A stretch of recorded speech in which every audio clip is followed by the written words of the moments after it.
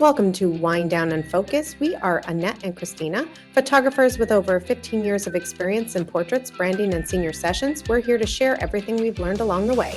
We focus on creating genuine, memorable moments through the lens and can't wait to bring you tips, stories, and behind the scenes from our photography journeys. Each episode, we'll chat about photography tips, stories, and fun, all while sipping wine. So grab a glass, sit back, and join us for some casual conversation, laughs, and photography goodness. Let's wind down and focus.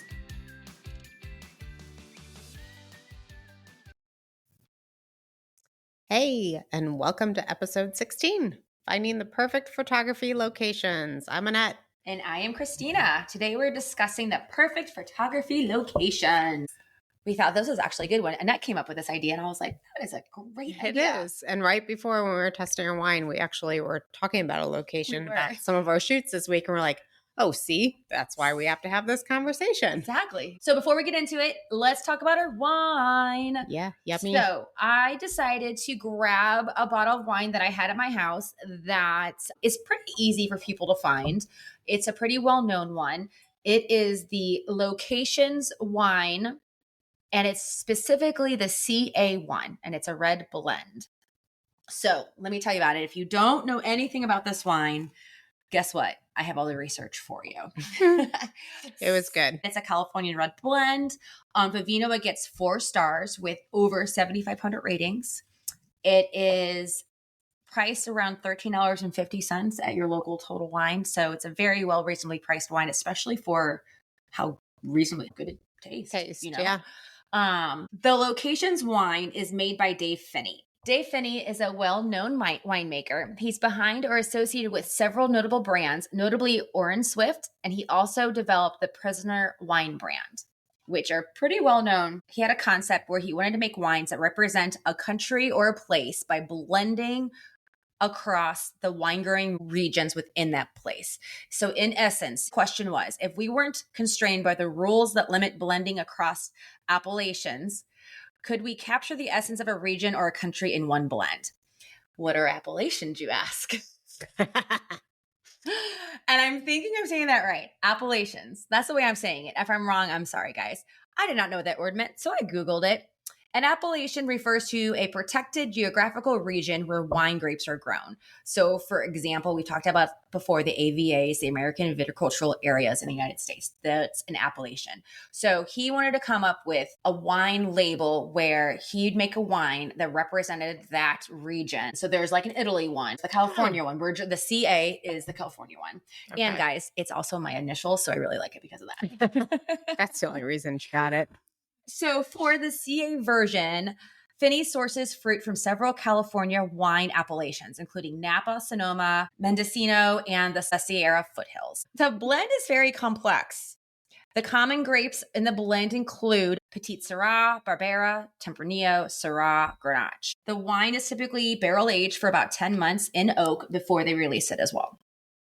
So the aromas from this wine, we're supposed to get dark fruits, blackberry, blueberry, raspberry with hints of licorice, maybe some floral spice notes. How about you, Annette? What did you smell? I definitely berry. Like I smelled it and I tasted it. Now we had some food with it, and we'll talk about that, but I didn't taste that after the food. The food really didn't do anything for me. We're not fans of the way wine tastes with food. And maybe we're just really good at pairing them up. But we're always like, you know what? I like the wine better by itself. Yeah. Because I could totally taste and smell the fruits. Yeah. And then we tried the food that it said it should go with, and ChatGPT said it should go with. Google, all the online sources that we used. Yeah. And I liked it better. Yeah. Prior. Yeah. This is one that just like was, some of them will be more tannin strong. Yeah. And then the food helps neutralize it. Right. It didn't need any neutralizing. Right. And so already smooth enough. Right. So then you ate the food and it was like, okay, I liked it better on its own. Yeah. I think you're onto something that's smooth. Mm-hmm. Just keep it by itself. Yeah. And I asked ChatGPT when you sent me the wine, I said, what what can we eat with this that makes it smooth? Right. And it said caprese. Salad. We have a wonderful stand down the street that has Amish tomatoes. So I got those and They're so good. yeah, we did that. I had a fresh basil plant and then I made some homemade balsamic. So we did that to try it. Very good. And then you mentioned mushrooms. Yeah, stuffed mushrooms particularly. Right. Yeah. So I did stuffed mushrooms. Yeah. And again, the food was great. Yeah. I just like the wine. The mushrooms were really rich, and I felt that the wine tasted a little bit stronger after the mushroom. Mhm. The tomato and the caprese was brighter and lighter, and I thought I'd much rather eat the caprese with it than the mushroom with it. Right. I agree. But at the same time, It was, I'd rather to me, it just was better drink it by by itself. itself. Yeah. So it's really weird how that works. yeah. So yeah. I guess some wines are made to be with food and some you can just drink on your own. This would be one you can just drink on your own. Everybody's palate's different. I think maybe you and I have similar palates, which is why we're both like, yeah. Yeah. Like, just give me the wine. Some people would prefer to only have wine with food. We are not those people. Yeah. We might, and one of these days, take out the food segments of our podcast. We don't know. Yeah. Or just give us the liquid IV with wine in it will be great. So why location matters. Let's start with that. How location impacts your mood, your light, your storytelling, and the variety in your gallery. With my clients, I always ask them, do you want a park feel? Do you want an urban feel? You know, a park, you can feel light, airy, all that stuff. All the nature. And then, you know, with urban, you can get more dramatic, cinematic, etc. A little bit grittier. Right. But, you know, sometimes you can find that. I've done where I found that at a park as well, like because the kid wanted, it was a guy and he wanted both. And we were able to find stairs. And I used the light to make it very dramatic and give him that edge as well. Every location has a unique natural and artificial light qualities. An open field might give you big, soft skies with the golden hour. Cityscapes will give you a whole different look because you're going to have the sun and the light bouncing off the buildings. And then on top of that, you add in your own light. So there's definitely different storytelling with every location that you pick. And talking to your client and figuring out what they want. What that location and is. And then guiding them to that place really makes or breaks the session. Yeah. Because, I mean, there's so many different things you can do. And again, like I said, you can find spots in a park to make it look edgy, but, you know, it's what the client wants. So I had a senior guy that wanted something cool. We were in an area I'd never been, so I traveled about an hour to meet him for his session. We were doing, you know, all these different pictures, and I was trying to find that one thing that would be different and cool that he wanted. And there was this garage up on the hill, and I'm like, we're going in this parking garage. And I threw some blue gels in the background, and he's like, what are you doing? And then when he saw the end result, he was very like, oh, that's the best. That's awesome. So the photographer needs to be trusted with what you're doing, but you need to look for those type of things that are different in the area that you're at. I had a similar thing with a dance girl. They wanted to do their dance outfits. And so we did park, we did some brick buildings, but then she had one outfit that was really edgy hip hop. And so that needs its own. Backdrop. So I went to a car wash stall. Fun. And did it in there with some smoke. And you would never know it was a car wash stall, but she got her edge with that hip hop. So you have to think outside the box when you do that type of thing. Location is all about helping set the mood, especially with seniors. Seniors, and I also think engagement couples as well, both fall into that category more so than like a family or something like that. But like you really want the senior's personality and the engagement couple's personality to shine. I always tell my engagement couple, I know that your wedding venue is gorgeous, is exactly what you want, but who are you two as a couple? Because let's cater your engagement session to that. You know, well, what do you want on your walls, right? Exactly. Well, I feel like the engagement session is you guys being you, who you are. Are you homebodies? Do you love to live in a coffee shop? Then let's cater it to that. You know what I would love still to this day to do? If anybody's out there in the area and you want to do a bowling alley session, really want to do a bowling alley session. So I almost had one of those because my childhood best friend's son was a bowler and he went to college for bowling. Actually, he just was a boy, so he didn't like senior pictures. I don't even think he had senior pictures taken. That's how, like, he just hated pictures. I'm like, oh man, I missed out on those kids. Man, I had some ideas for that right? But you're like what you're saying is people will say stuff and you got to realize like with engagement too, your engagement is what they hang on the wall. It's not all their wedding pictures. Right. Keep that in mind for Yes. locations as well. Yep. So, and it can work too with like headshots too. If you're a realtor, maybe you want to be in a kitchen. Maybe you want to, be in a display home. If you're a corporate, maybe you want to be in a corporate building. So you have to think of those type of locations for different things. Exactly. Next, you want to scout with intention. It always helps to online scout first using Google Maps and kind of satellite view, all that kind of good stuff, Instagram geotags, going onto Pinterest, and everybody who's uploaded things that have tagged where they're from on Pinterest is very helpful. Yes. It always helps to start scouting out from the comfort of your own office and then move on from there. And I usually will do an internet search and see what comes up. And then I'll switch to Pinterest and look for ideas. I'm usually looking for some type of random idea or location that not everybody's been. Right. So because I want to switch it up.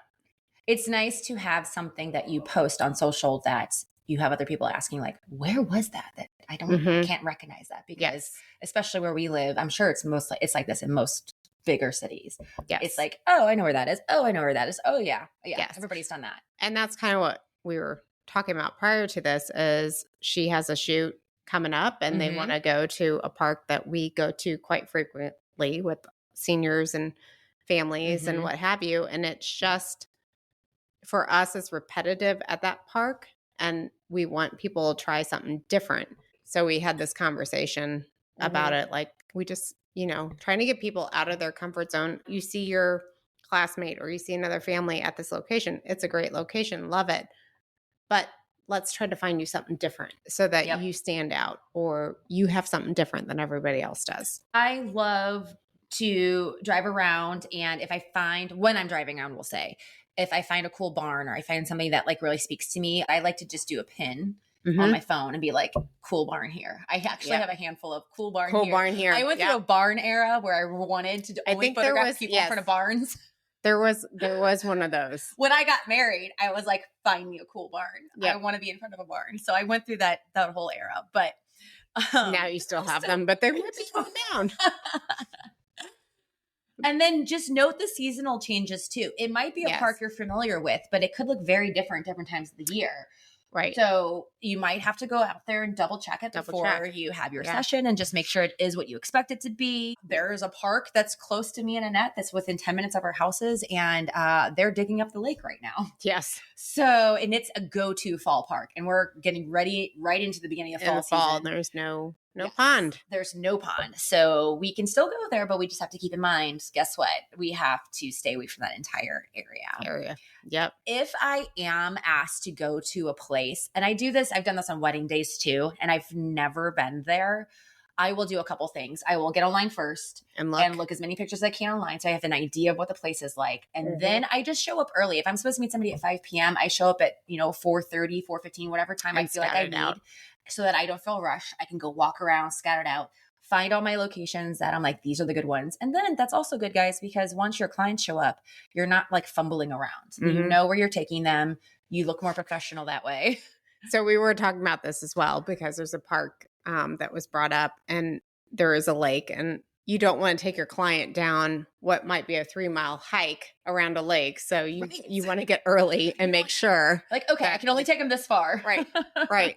Because I did that for a autism walk and we went ahead of the walk thinking, well, my grandchild, he just wasn't going to last. So let's go ahead. We'll just start. And so we started and little did we know it was a 3.5-mile walk around this lake. And we're like, gosh, surely they're not taking all these kids all the way around this with their families. As we're pulling away, they were starting and they just literally went to the first little spot and came back on the road. And turned around. Yes. And I was like, oh, are you kidding me? And there was no cutover. So you don't want to like take your clients on a 3.5-mile hike around a lake. So make sure you know your location before you take them around that. And it also just helps to also know where the light's at too. When you get to that spot early, Yep. You can kind of see where that light is at. You're like, okay, this is the angle. If you're, especially if you're shooting naturally and you don't have a modifying light or anything like that to help you, you want to know where that sun is at so you can angle them all the correct way.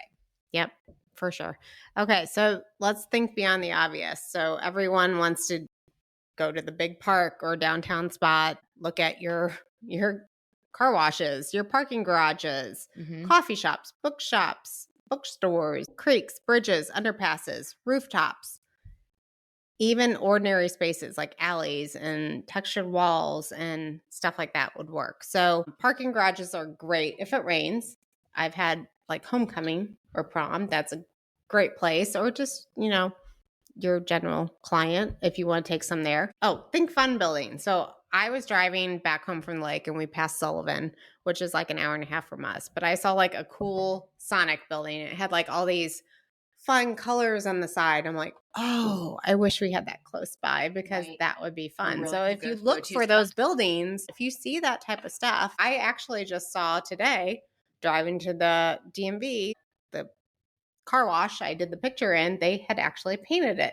And so now it's like this, I don't know. It's like a deep mustard orange yellow. That's kind of interesting. Yeah. That's fun. I mean, it could work with something, but I'm like, is that car wash close to us? It's right in town. So, but they painted it and I'm like, well, that's cool. Yeah. So keep your eye out for stuff like that. Because you can totally turn that into a really cool shoot. Yes. Like we can't say it enough. Everybody loves it when they're given something unique. If they feel like their session is unique, they just feel more special. Right. One good thing about being a creative person and having the eye for it is you can look at something like a car wash bay and be like, this is pretty cool. Right. Versus everybody else is just washing their car and leaving and not thinking anything of it.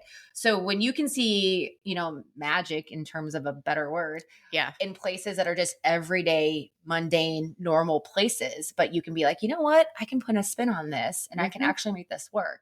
That's where you as photographer become the next level up for everybody. Right. And your client sees that because they don't understand. They look at it and they're like, huh? And then when they see the final product, they're like, wow, that person has an eye. They know what they were going for and look what they created. And nobody else has this. So I've been seeing on my reels and my TikToks, this like stranger photo shoot where they meet for the first time on camera. So I don't know if they meet on Tinder and like their first meetup is like a mini photo shoot kind of thing. So there's we'll say a boy and a girl. Okay. And they meet. Okay. Gotcha. And they meet for the first time and there's a photographer there to photograph their meetup. Like the photographer is in charge. She's not just journalistically photographing what's happening. Okay. She's actually like in charge. And like, I've seen this online and I'm like, this is so weird, but seems kind of cool. Right. Is it going to be a new thing? I don't know. That's a new little niche. Next time I find one or one comes up in my feed, I'm going to send it to you and you can tell me what you think. That's very interesting. I'm curious now. Let's talk about permission because some places need a permit. Safety first, obviously. We have a place down in St. Louis that a lot of people go to, the graffiti wall or the warehouses and such. Yeah. And let me tell you, that area is not safe. So I usually will tell my clients, I will go, but I usually bring my husband because I can't concentrate on what I'm doing if I'm worried about the safety of my client, myself. I mean, we have gear that's expensive. It makes a very cool photo, but you want to be in and out, get done, out of there, and safely because you do have a lot of expensive gear. But anyway, and then parking, accessibility, all that stuff. But my theory is ask for forgiveness when it comes to permits and permission. The county that Annette and I live in has so many parks. And it's where we do most of our photography, I would say, in the St. Charles County area. St. Louis, St. Charles, and I was at one of our local parks. This was like 2 years ago. And I'm just doing my thing, photographing this, I think 2 or 3 year old. And all of a sudden this park ranger drives past me and then turns around and drives past me again. And I'm like noticing in my peripheral, I'm like, oh, they're going to freaking stop. I know it. And I don't know what I'm doing wrong. I'm in a field. Maybe they don't want me in this field. I'm going through all the things in my head while I'm shooting. I'm like, they're going to say something. They're going to say something. I have to have a response. And she pulls over and she's like, do you have a permit? Mm-hmm. And in my, at the time, 12 years of photography, never been asked that. Unless it was something serious where like I knew I had to have it, and I did. But in a situation where like I'm just at a local park, never had dealt with that. And I was like, no. She's like, well, I'm going to let you off with a warning, but just so you know, you need to go to the county park and do it. Yeah. And sign up. So I literally left that session. I texted her. I'm like, just get it right now. She said it's free. Right. I think we both got it, but I don't have it on me. So I printed it out and I put it in my camera bag, but I looked at it the other day and it expired a year ago. Oh, so mine probably is expired too. Oh, then I went to go redo it and the website's down. Oh, so see. So I'm like, you know what? Do you remember when Foss Park, which is a very popular park by us, decided that they wanted to take away photographers, yes, without you paying an expensive they price. Tried that for a little while. Yeah. They did. To come take photos there. And that was at St. Louis. And so, and that's one that you would go to and you got photographers all over. And then all of a sudden they tried to do that and it didn't go so well. And then they got rid of it. They got rid of it. Yeah. But you were going to have to pay as a photographer. I think we're lucky where we live that we don't really have to deal with that. I feel like there's some people who live in more urban areas or more populated areas, like maybe Chicago even, where it might be a lot more strict than what we're used to. So I feel like in the long run, we have it pretty easy, but for wherever you are, wherever you live, as long as you just kind of know. Well, so I forgot about the story. I have to tell the story. So, and maybe you've done this too. I don't know. I know Rita has taken these pictures and maybe she didn't get yelled at, but we have the art museum. I use the art museum all the time. So what are you about to tell me? Okay. So we have the art museum. Okay. And the windows are amazing. Right. So I got a senior up in the window. Oh, I could see getting in trouble for that. The parking attendant or who I think security. Might also be, it's their and they're out there all times of the day. All times. Yes. And he came over, get down. I mean, we got the picture. Well, mind you, then I had another session this last month. And did you do it again? I did it again, but I watched. And so I was watching very closely. I'm like, hey, and the mom was there. I said, I got yelled at before. So if you're up for it, I'm willing to do it really quickly. But we got to like get up there, get done, get down. Because I have a light too. Because, you know, I shoot with light. So we're putting that light up and we're trying to get them in that window and get them down before somebody sees us. And we did it. Oh my goodness. We saw they were on the opposite side. They can't see this window. So let's build because I didn't even know that was a thing. Like they couldn't be up there. And because I had seen Rita's photos, I'm like, well, surely I guess it's fine. Somebody else has done it. But then we got yelled at. So now I know to watch. So again, I'm ask for forgiveness and play dumb. But yes, don't always follow that.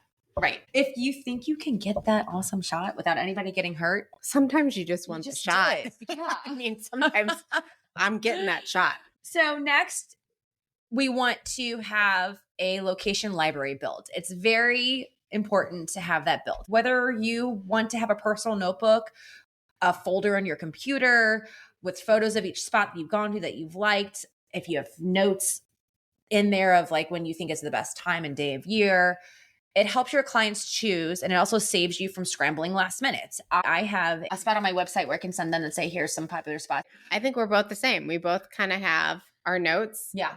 And then we have guides in our Apple Maps that when you go to a location, you can pin it. Yes. Yeah. All kinds of pins on my app, on my phone. And you mark that location and you keep that. So next time you can find it, or you can send it to your clients and be like, this is where you meet me. I even do it on the exact spot in a park. Yeah. So, I mean, it's great. I'm sure Android has something too, but that's kind of. I love that you're being politically correct. If you have an Android, just return it. Yeah. Get a freaking Apple, please. Please get an Apple so we can, I guess you can name stuff. I'm an Apple whore. Can I say that on our podcast? Yeah, we both are. Okay. And my husband is too. And Yeah. I've only ever my entire life, I went straight from, I was in the age of school where Apple was the only computer at school. Yeah. And then I went to Oregon Trail college for graphic design, and I was on Apple's there. You put me in front of PC, and I have no idea what I'm doing. No idea. So I had a Windows like for the first 2 years, and then my husband got me the Apple. And I wanted to throw the damn thing out the window because I couldn't. It was completely like everything was opposite. Right. But now you can't put me back. You can't go back. Once you go Apple, you don't go back. Which I get. Android, they feel the same. They're like, I don't want to learn. I have a best friend that she's on Android. The rest of her family is on Apple, and she doesn't want to learn. So she's comfortable where she's at. But as a bonus idea, share that guide, like make a guide of those locations and share it with your clients. Share it with your clients. Yeah. It's great. All right. So making the most of one spot, how to do multiple looks without moving far, different angles, perspectives, and crops. Try a few feet away. If you haven't seen Kristen Jones, she is great. She teaches like a whole acronym with the sequence of her shots. So stand, sit, squat, motion. Those are mine. She has her own little thing. But for me, I do stand, sit, squat, motion. I do tight, 3/4, and zoomed out for the scene. But she has, if you haven't watched her stuff, go watch her stuff. She has like one that you can follow, and it's great if you want to learn it. I just make sure I'm getting a variety of all that from each spot I'm at. Yep. And it also helps with like if you're doing albums and stuff, you want all those different varieties. You don't want the same look going everywhere. Also landscape and portrait. Do both of those because especially for albums as well. You can't have all landscape or you can't have all portrait. Mix it up so they have a variety. So use that location to your top notch that you can do in that little segment and move on. Yep. It's amazing how much you can do within a 2-foot radius. And different angles. I make sure I tell my clients, because I don't want them to feel like they're repeating themselves. I tell them, I'm like, we might do some things over and over and over again, but we're doing it with different backdrops. We're doing it with a different outfit. There's all kinds of little kind of differences, and you might like 1 or 2. I might like 3 or 4. Like, it doesn't matter. But like, you're just basically, it gives you so many more options. Right. And while it might feel redundant sometimes, at the end of the session, it all makes sense as a whole. If you can have your ABC of like Annette has, she does her stand, sit, squat, motion, tight, 3/4, full. If you have an order that you do things in your brain, that'll help you be more fluid with them. Yeah. That you kind of know like, okay, A, B, C, D, let's do this. Okay, let's move on. A, B, C, D. Then you're not like having to look up poses, which I mean, we all have to do at some point if we're bored. But I just always think, okay, creating an album. Even if you're not creating an album, think that way because you want get that close up, get that like because like the portrait will be perfect for online. The landscape will be perfect for their house. Right. So it doesn't have to be an album, like you said. Like think about an album. Think about it. Think about how you would create that. And if you don't have that flow, or if you're stuck, at the very least, just change your lens. Yeah. Do a zoom lens, do a wide angle lens, and that'll give you different looks, even if the pose is the same. I have a really nice lens, and it makes everything look creamy and dreamy. Creamy and dreamy. Yes. And so I like to use that for a couple shots. And then I like my 24-70 to get those wide. And then I like the 70-200 to get the close-ups because they all have a different depth of field, different look. Yep. And so you want that variety when you're doing those different locations. So that you can do that wide angle to get everything in focus. You can do that nice telephoto or that 85. I love my 85 at like a 1.8 and get that awesome bokeh behind everything. So it all looks different. Looks you could completely be different. in a dump yard and take one with your telephoto and you would never know because the colors are all blended in the background and it looks perfect. So that's another podcast. So locations are everywhere if you just train your eye. Next time, how about this, guys? Next time you're out for a coffee or you're running errands, look around from your photographer eye and look through the lens of, okay, I'm just here doing my normal Monday, Tuesday Wednesday, Thursday, Friday thing. And look what I found. I'm going to look at it in a different way than I typically do every day. I mean, look, I was driving to the DMV today and I was like, oh, that car wash changed colors. It looks really cool now too. So like, just look around. Or I was driving back from the lake. Look at those cool colors on that wall. Just look for that stuff. You use your creative eye to know what you can do with what you see. They don't see it, but you're going to see it. You're going to be like, ooh, I could blur that. They won't know. Right. Like you can pop a light on it. You can, all this stuff you can do that they don't understand. They see something that you don't see. So just have fun with that. Just like a good wine, the right location can bring out the best in your subject, right? Way to bring it all together, Annette. Right? Yeah. All right, guys. Well, that wraps up today. Hopefully you kind of learned a little bit or got some tips or tricks. But until next time. Yes. Cheers. Cheers.